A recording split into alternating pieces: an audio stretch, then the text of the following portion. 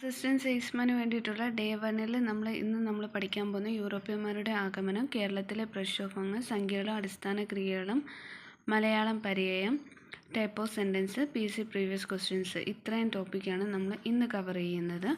First നമ്മൾ അതിനകത്ത് യൂറോപ്യന്മാരുടെ വരവാണ് നോക്കുന്നത്. ഫസ്റ്റ് ആധുനിക ചരിത്രത്തിന് തുടക്കം കുറിച്ചത് ആധുനിക ഇന്ത്യ ചരിത്രത്തിന് തുടക്കം കുറിച്ചത് യൂറോപ്യന്മാരുടെ ആഗമനമാണ്. ഇന്ത്യ കണ്ടെത്താനുള്ള ഔദ്യോഗിക ശ്രമം ആരംഭിച്ചത് കൊളംബസ്. ഇന്ത്യയിലെത്തിയ ആദ്യ വിദേശികൾ എന്ന് പറയുന്ന അറബികളാണ്. ഇന്ത്യയിലെത്തിയ ആദ്യ വിദേശികൾ അറബികളാണ്. ഏഷ്യൻ രാജ്യങ്ങളിൽ നിന്ന് യൂറോപ്യൻ രാജ്യങ്ങളിലേക്കുള്ള പ്രധാന പ്രവേശന കവാടമായി കോൺസ്റ്റാന്റിനോപ്പിൾ AD 1453 തുർക്കികൾ കോൺസ്റ്റാന്റിനോപ്പിൾ കീഴടക്കി. ഏഷ്യൻ രാജ്യങ്ങളിൽ നിന്ന് യൂറോപ്യൻ രാജ്യങ്ങളിലേക്കുള്ള പ്രധാന പ്രവേശന കവാടമായിരുന്നു കോൺസ്റ്റാന്റിനോപ്പിൾ. AD 1453 തുർക്കികൾ കോൺസ്റ്റാന്റിനോപ്പിൾ കീഴടക്കി. ഇത് യൂറോപ്പും ഏഷ്യയും തമ്മിലുള്ള കച്ചവട ബന്ധത്തെ തടസ്സപ്പെടുത്തി. ഈ പശ്ചാത്തലത്തിൽ യൂറോപ്യന്മാർക്ക് കടൽമാർഗ്ഗം ഇന്ത്യയിലേക്ക് ഒരു വാണിജ്യപാത കണ്ടെത്തുക ആവശ്യമായിരുന്നു. കടൽമാർഗ്ഗം ഇന്ത്യയിലെത്തിയ ആദ്യ യൂറോപ്യന്മാർ പോർച്ചുഗീസുകാരാണ്. ഇന്ത്യയിൽ നിന്നും ആദ്യം തിരിച്ചുപോയ വിദേശികൾ ഡച്ചുകാരാണ്. കടൽമാർഗ്ഗം ഇന്ത്യയിലെത്തിയ ആദ്യ യൂറോപ്യന്മാർ പോർച്ചുഗീസ്. അത് PYQ ആണ്. കടൽമാർഗ്ഗം ഇന്ത്യയിലെത്തിയ ആദ്യ യൂറോപ്യന്മാർ പോർച്ചുഗീസുകാരാണ്. ഇന്ത്യയിൽ നിന്ന് ആദ്യം തിരിച്ചുപോയ വിദേശികൾ എന്ന് പറയുന്നത് ഡച്ചുകാരാണ്. ഇന്ത്യയിൽ ആധിപത്യം സ്ഥാപിച്ച യൂറോപ്യന്മാരുടെ ക്രമം എന്ന് വെച്ചാൽ പോർച്ചുഗീസുകാർ, ഡച്ചുകാർ, ബ്രിട്ടീഷുകാർ, ഫ്രഞ്ചുകാർ. പോഡ ബീഫെ എന്ന് പറയുന്ന കോഡുണ്ട്. അത് പോർച്ചുഗീസുകാർ, ഡച്ചുകാർ, ബ്രിട്ടീഷുകാർ, ഫ്രഞ്ചുകാർ. അപ്പോൾ ആധുനിക ഇന്ത്യ ചരിത്രത്തിൽ തുടക്കം കുറിച്ചത് യൂറോപ്യന്മാരുടെ ആഗമനമാണ്. ഇന്ത്യ കണ്ടെത്താനുള്ള ഔദ്യോഗിക ശ്രമം ആരംഭിച്ച കൊളംബസ് ആണ്. ഇന്ത്യയിലെത്തിയ ആദ്യ വിദേശികൾ എന്ന് പറയുന്നത് അറബികളാണ്. ഏഷ്യ രാജ്യങ്ങളിൽ നിന്ന് യൂറോപ്യൻ രാജ്യങ്ങളിലേക്ക് പ്രധാന പ്രവേശന കവാടം എന്ന് പറയുന്നത് കോൺസ്റ്റാന്റിനോപ്പിൾ ആയിരുന്നു. 1453 തുർക്കികൾ കോൺസ്റ്റാന്റിനോപ്പിൾ കീഴടക്കി. കടൽമാർഗ്ഗം ഇന്ത്യയിലെത്തിയ ആദ്യ യൂറോപ്യന്മാർ പോർച്ചുഗീസാണ്. ഇന്ത്യയിൽ നിന്ന് ആദ്യം തിരിച്ചുപോയ വിദേശികൾ ഡച്ചുകാരാണ്. ഇന്ത്യയിൽ ആധിപത്യം സ്ഥാപിച്ച യൂറോപ്യന്മാരുടെ ക്രമം എന്ന് പറയുന്നത് പോഡ ബിഫെയാണ്. അടുത്തത് ഏത് നൂറ്റാണ്ടിലാണ് യൂറോപ്യൻ വ്യാപാരത്തിനായി കേരള തീരത്തെത്തുന്നത്? ഏത് നൂറ്റാണ്ട് യൂറോപ്യന്മാർ വ്യാപാരത്തിനായി കേരളത്തിൽ എത്തുന്നത്? 15-ാം നൂറ്റാണ്ടിൻ്റെ അവസാനത്തോടാണ്. പറങ്കികൾ എന്ന് പറയുന്നത് പോർച്ചുഗീസുകാരാണ്. പരന്ത്രീസുകാർ ഫ്രഞ്ചുകാരാണ്. ലന്തക്ക ഡച്ചുകാർ, വെള്ളക്ക ബ്രിട്ടീഷുകാർ, യവനർ എന്നറിയപ്പെടുന്നത് ഗ്രീക്കുകാർ, ശീമക്കാർ എന്നറിയപ്പെടുന്നത് ഇംഗ്ലീഷുകാരാണ്. അടുത്ത നമ്മൾ ഇത് പോർച്ചുഗീസുകാരെ കുറിച്ചാണ് പഠിക്കുന്നത്. പോർച്ചുഗീസ് ഫസ്റ്റ് വാസ്കോഡ ഗാമയുടെ ആഗമനം. കടൽമാർഗ്ഗം ഇന്ത്യയിലെത്തിയ ആദ്യ യൂറോപ്യനാണ് വാസ്കോഡ ഗാമ. വാസ്കോഡ ഗാമയുടെ ആഗമനത്തെ ഏഷ്യൻ ചരിത്രത്തിലെ വാസ്കോഡ ഗാമ യുഗത്തിൻ്റെ തുടക്കം എന്ന് വിശേഷിച്ചത് KM പണിക്കരാണ്. ഏകദേശം 5 നൂറ്റാണ്ടോളം നീണ്ടുനിന്ന യൂറോപ്യൻ ആധിപത്യത്തിന് ഇത് തുടക്കം കുറിച്ചു. കേപ്പ് ഓഫ് ഗുഡ് ഹോപ്പ് വഴി കേരളത്തിൽ എത്തിച്ചേർന്ന ആദ്യ യൂറോപ്യൻ ശക്തിയാണ് പോർച്ചുഗീസുകാർ. വാസ്കോഡ ഗാമ ഇന്ത്യയിലേക്കുള്ള ഐതിഹാസിക യാത്ര ആരംഭിച്ചത് ലിസ്ബൺ 1497-ലാണ്. ഇന്ത്യയിലേക്ക് ഒരു പുതിയ വാണിജ്യ മാർഗം കണ്ടുപിടിക്കാനും പൗരസ്ത്യ ദേശങ്ങളുമായുള്ള വാണിജ്യം വികസിപ്പിക്കാനുമായിരുന്നു പോർച്ചുഗീസ് രാജാവ് ഡോം മാനുവൽ വൺ വാസ്കോഡ ഗാമയെ ഇന്ത്യയിലേക്ക് അയച്ചു. വാസ്കോഡ ഗാമ കേരളത്തിൽ ആദ്യമായി എത്തിയത് 1498 മെയ് 20. അപ്പോൾ ഇവിടെ എന്ന് വെച്ചാൽ നമ്മൾ പഠിക്കാനുള്ളതെന്ന് വെച്ചാൽ കടൽമാർഗ്ഗം ഇന്ത്യയിലെത്തിയ ആദ്യ യൂറോപ്യൻ എന്ന് പറയുന്ന വാസ്കോഡ ഗാമയാണ്. ഇന്ത്യയിലേക്ക് അയച്ചത് ആരാണെന്ന് വെച്ചാൽ മാനുവൽ വണ്ണാണ് അയച്ചത്. ഇന്ത്യയിലേക്ക് എത്തിയ സാഹസിക യാത്ര ആരംഭിച്ചത് എന്നാന്ന് വെച്ചാൽ 1497 ലിസ്ബണിലാണ്. വാസ്കോഡ ഗാമ കേരളത്തിൽ ആദ്യമായി എത്തിയത് 1498 മെയ് 20-നാണ്. വാസ്കോഡ ഗാമയ്ക്കൊപ്പം കേരളത്തിലെത്തിയ പോർച്ചുഗീസ് നാവികനാണ് അൽവാരോ വെൻഹോവ് എന്ന് പറയുന്നത്. വാസ്കോഡ ഗാമ സഞ്ചരിച്ച കപ്പൽ സെൻറ്റ് ഗബ്രിയലാണ്. വാസ്കോഡ ഗാമയെ ആദ്യ യാത്രയെ അനുഗമിച്ച കപ്പൽ സെൻറ്റ് റാഫേലും ദ ബറിയോ ഉണ്ട്. സാമൂതിരിയെ സന്ദർശിക്കുന്ന Vasco da gamma 1497 May 20 Kozhikode Chemancheri പഞ്ചായത്തിലെ കാപ്പാട് കടപ്പുറത്ത് പന്തലായിനി ബീച്ചിലാണ് വാസ്കോഡ ഗാമ. ഇത് ഒരു PYQ ആണ്. അതായത് കോഴിക്കോട് ചേമഞ്ചേരി പഞ്ചായത്തിലെ കാപ്പാട് കടപ്പുറത്ത് പന്തലായിനി ബീച്ചിലാണ് വാസ്കോഡ ഗാമ കപ്പലിറങ്ങിയത്.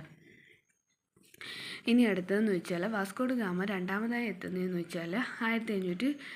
ആദ്യം വന്നത് 1498 മെയ് 20-ന്, രണ്ടാമത് വന്നത് 1502-ലാണ്. അവസാനമായി കേരളത്തിലെത്തിയ വർഷം 1524. അപ്പോൾ 3 വട്ടം വന്ന ഫസ്റ്റ് വന്ന 1498, രണ്ടാമത് 1502, അവസാനമായിട്ട് വന്നത് 1524. വാസ്കോ ഡ ഗാമ പോർച്ചുഗീസ് വൈസ്രോയിയായി കേരളത്തിലെത്തിയ വർഷം, വൈസ്രോയിയായിട്ട് പോർച്ചുഗീസ് വൈസ്രോയിയായി എത്തിയത് 1524. അന്തരിച്ച വർഷം 1524 ഡിസംബർ 24. അപ്പോൾ വൈസ്രോയിയായിട്ട് വന്നത് 1527, രണ്ടാമത് വന്നത് 1502. അന്തരിച്ച വർഷം 1524 ഡിസംബർ 24. വാസ്കോ ഡ ഗാമയുടെ ഭൗതിക ശരീരം ആദ്യം അടക്കം ചെയ്യുന്ന പള്ളി സെൻറ്റ് ഫ്രാൻസിസ് ചർച്ചാണ്. എവിടെയാണ്? സെൻറ്റ് ഫ്രാൻസിസ് ചർച്ചിലാണ് ആദ്യം അടക്കം ചെയ്തത്. വാസ്കോ ഡ ഗാമയുടെ ഭൗതിക അവശിഷ്ടം ഇപ്പോൾ സ്ഥിതി ചെയ്യുന്നത് ജെറോണിമസ് കത്തീഡ്രൽ ലിസ്ബണിലാണ്. വാസ്കോ ഡ ഗാമ എന്ന സ്ഥലം സ്ഥിതി ചെയ്യുന്നത് ഗോവയാണ്. ഇന്ത്യൻ മഹാസമുദ്രത്തിൻ്റെ സേനാധിപൻ എന്ന വാസ്കോ ഡ ഗാമയെ വിശേഷിപ്പിച്ചത് മാനുവൽ രാജാവാണ്. അപ്പോൾ എന്ന് വെച്ചാൽ വാസ്കോ ഡ ഗാമ രണ്ടാമതായിട്ട് കേരളത്തിൽ വന്നത് 1502, അവസാനമായിട്ട് വന്നത് 1524. അന്തരിച്ച വർഷം 1524 ഡിസംബർ 24. അതേകൂട്ടി തന്നെ ഇന്ത്യൻ മഹാസമുദ്രത്തിൽ സേനാധിപതി എന്ന വാസ്കോ ഡ ഗാമയെ വിശേഷിപ്പിച്ചത് മാനുവൽ രാജാവാണ്. ഇനി അടുത്തത് 1599 വാസ്കോ ഡ ഗാമ ലിസ്ബണിലെത്തിയ ശേഷം പോർച്ചുഗീസ് രാജാവ് ഇന്ത്യയിലേക്ക് അയച്ച പ്രതിനിധിയാണ് അൽവാരിസ് കബ്രാൾ. 1498 വന്നെന്ന് പറഞ്ഞാൽ 1499 വാസ്കോ ഡ ഗാമ ലിസ്ബണിലെത്തിയ ശേഷം പോർച്ചുഗീസ് രാജാവ് ഇന്ത്യയിലേക്ക് അയച്ച പ്രതിനിധിയാണ് അൽവാരിസ് കബ്രാൾ എന്ന് പറഞ്ഞത്. സമുദ്രമയ ധരണയിലെത്തിയ അൽവാരിസ് കബ്രാളിൻ്റെ പ്രതിനിധിയാണ് ഐറിസ് കൊറിയ എന്ന് പറയുന്നത്. സമുദ്ര ധരണയിലെത്തിയ അൽവാരിസ് കബ്രാളിൻ്റെ പ്രതിനിധിയാണ് ഐറിസ് കൊറിയ എന്ന് പറയുന്നത്. എന്നാൽ കോഴിക്കോട്ടെ അറബികളുമായി ഉണ്ടായ പ്രശ്നങ്ങളെ തുടർന്ന് കബ്രാളിൻ്റെ നേതൃത്വത്തിലുള്ള പോർച്ചുഗീസ് സംഘം കൊച്ചിയിലെത്തിയത് 1500 ഡിസംബർ 25. ഇനി അടുത്തത് നമ്മളെന്ന് വെച്ചാൽ പോർച്ചുഗീസ് സാമ്രാജ്യത്തിൽ നമ്മൾ ഫ്രാൻസിസ്കോ ഡി അൽമേഡയെ കുറിച്ചാണ് പറഞ്ഞത്. അതായത് ഇന്ത്യയിലെ ആദ്യ പോർച്ചുഗീസ് വൈസ്രോയി ആരാണ്? ഫ്രാൻസിസ്കോ ഡി അൽമേഡയാണ്. ഇതൊരു പിവൈക്കാണ്. ഇന്ത്യയിലെ ആദ്യ പോർച്ചുഗീസ് വൈസ്രോയി ഫ്രാൻസിസ്കോ ഡി അൽമേഡയാണ്. ഇന്ത്യയിലെ നീല ജലനയം ആവിഷ്കരിച്ച പോർച്ചുഗീസ് വൈസ്രോയിയാണ് അൽമേഡ. ഇന്ത്യയിലെ നീല ജലനയം ആവിഷ്കരിച്ച പോർച്ചുഗീസ് വൈസ്രോയിയാണ് അൽമേഡ എന്ന് പറഞ്ഞാൽ ഇന്ത്യയിലെ ആദ്യ പോർച്ചുഗീസ് വൈസ്രോയി ഫ്രാൻസിസ്കോ ഡി അൽമേഡയാണ്. നീല ജലനയം ആവിഷ്കരിച്ചത് അൽമേഡയാണ്. അൽമേഡ കണ്ണൂർ കോട്ട, സെൻറ്റ് ആഞ്ചലോസ് കോട്ട, ഇതും പിവൈക്കാണ്. അതായത് അൽമേഡ കണ്ണൂർ കോട്ട, അല്ലെങ്കിൽ അതിന് വേറൊരു പേരെന്ന് വെച്ചാൽ സെൻറ്റ് ആഞ്ചലോസ് കോട്ട നിർമ്മിച്ചത് 1505. അപ്പോൾ ഇന്ത്യയിലെ ആദ്യ പോർച്ചുഗീസ് വൈസ്രോയി ആരാണ്? ഫ്രാൻസിസ്കോ ഡി അൽമേഡയാണ്. ഇന്ത്യയിലെ നീല ജലനയം ആവിഷ്കരിച്ച വൈസ്രോയി ആരാണ്? അൽമേഡയാണ്. അൽമേഡ കണ്ണൂർ കോട്ട അല്ലെങ്കിൽ സെൻറ്റ് ആഞ്ചലോസ് കോട്ട നിർമ്മിച്ചത് 1505. അൽമേഡ ഇന്ത്യയിൽ നിന്ന് തിരിച്ചുപോയത് 1509. ഇനി അടുത്തത് അൽബുക്കർക്കാണ്. ഇന്ത്യയിൽ രണ്ടാമത്തെ പോർച്ചുഗീസ് വൈസ്രോയിയാണ് അൽബുക്കർക്ക്. അപ്പോൾ ആദ്യ പോർച്ചുഗീസ് വൈസ്രോയി ഫ്രാൻസിസ്കോ ഡി അൽമേഡയാണ്. അദ്ദേഹമാണ് നീല ജലനയം ആവിഷ്കരിച്ചത്. അതേകൂട്ട് തന്നെ കണ്ണൂർ കോട്ട നിർമ്മിച്ചത് ഫ്രാൻസിസ്കോ ഡി അൽമേഡയാണ്. ഇനി അൽബുക്കർക്ക് എന്ന് വെച്ചാൽ രണ്ടാമത്തെ പോർച്ചുഗീസ് വൈസ്രോയി. ഇന്ത്യൻ പോർച്ചുഗീസ് സാമ്രാജ്യത്തിൻ്റെ സ്ഥാപകൻ എന്ന് പറയുന്ന ആരാണ്? അൽബുക്കർക്ക്. ഏറ്റവും ശക്തനായ പോർച്ചുഗീസ് വൈസ്രോയിയാണ് 1509 നിയമിതനായത്. ഇന്ത്യയിൽ മിശ്ര കോളനി സമ്പ്രദായം ആവിഷ്കരിച്ചത് അൽബുക്കർക്കാണ്. കോഴിക്കോട് നഗരത്തെ ആക്രമിക്കാൻ ആരുടെ നേതൃത്വത്തിലുള്ള സൈന്യത്തെയാണ് അൽബുക്കർക്ക് നിയമിച്ചത്? മാർഷൽ കുട്ടിൻഹോയാണ്. ഇന്ത്യയിലെ ആദ്യ യൂറോപ്യൻ കോട്ടയായ പള്ളിപ്പുറം കോട്ട നിർമ്മിച്ച നിർമ്മിച്ചത് 1503 നിർമ്മിച്ച പോർച്ചുഗീസ് വൈസ്രോയിയാണ് അൽബുക്കർക്ക്. അപ്പോൾ ഇന്ത്യയിലെ രണ്ടാമത്തെ പോർച്ചുഗീസ് വൈസ്രോയിയാണ് അൽബുക്കർക്ക്. ഇന്ത്യ പോർച്ചുഗീസ് സാമ്രാജ്യത്തിൻ്റെ സ്ഥാപകനായി അറിയപ്പെടുന്നത് അൽബുക്കർക്കാണ്. ഏറ്റവും ശക്തനായ പോർച്ചുഗീസ് വൈസ്രോയിയാണ് അൽബുക്കർക്ക് എന്ന് പറയുന്നത്. ഇന്ത്യയിലെ ആദ്യ യൂറോപ്യൻ കോട്ടയായ പള്ളിപ്പുറം കോട്ട 1503 നിർമ്മിച്ച പോർച്ചുഗീസുകാരനാണ് അൽബുക്കർക്ക് എന്ന് പറയുന്നത്. ഈ പള്ളിപ്പുറം കോട്ടയ്ക്ക് വേറെ പേരെന്ന് വെച്ചാൽ മാനുവൽ കോട്ടയെന്നും ആയിക്കോട്ടയെന്നും കൊച്ചിക്കോട്ടയെന്നും വൈപ്പിൻ കോട്ടയെന്നും പറയുന്നു. മാനുവൽ കോട്ട, ആയിക്കോട്ട, കൊച്ചിക്കോട്ട, വൈപ്പിൻ കോട്ട എന്ന് പറയുന്നു.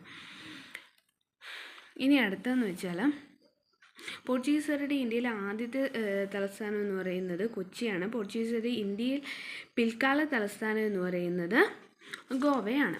ഇനി അടുത്തെന്ന് പറയുന്നത് പോർച്ചുഗീസുകാരുടെ ആധിപത്യത്തിന് എതിരെ കോഴിക്കോട് സാമൂതിരിമാരും കുഞ്ഞാലിമരയ്ക്കാരും നടത്തിയ പോരാട്ടങ്ങളെ വിവരിക്കുന്ന കൃതിയാണ് തുഫത്ത് മുജാഹിദീൻ എന്ന് പറയുന്നത്. കേരളത്തെ പോർച്ചുഗീസ് അതിക്രമണങ്ങളെക്കുറിച്ച് സൂചന നൽകുന്ന ഷേഖ് സൈനുദ്ദീൻ രചിച്ചത്. ഇതും ഒരു പിവൈക്കാണ്. അതായത് ആരാണ് തുഫത്ത് മുജാഹിദീൻ രചിച്ചത്? ഷേഖ് സൈനുദ്ദീനാണ് തുഫത്ത് മുജാഹിദീൻ രചിച്ചത്. കേരളത്തിൽ രചിക്കപ്പെട്ട ആദ്യ ചരിത്ര കൃതിയെ പണ്ഡിതന്മാർ കണക്കാക്കുന്നത് തുഫത്തുൽ മുജാഹിദീൻ ആണ്. ഇനി അടുത്തത് കുഞ്ഞാലിമരയ്ക്കരെ കുറിച്ചാണ്.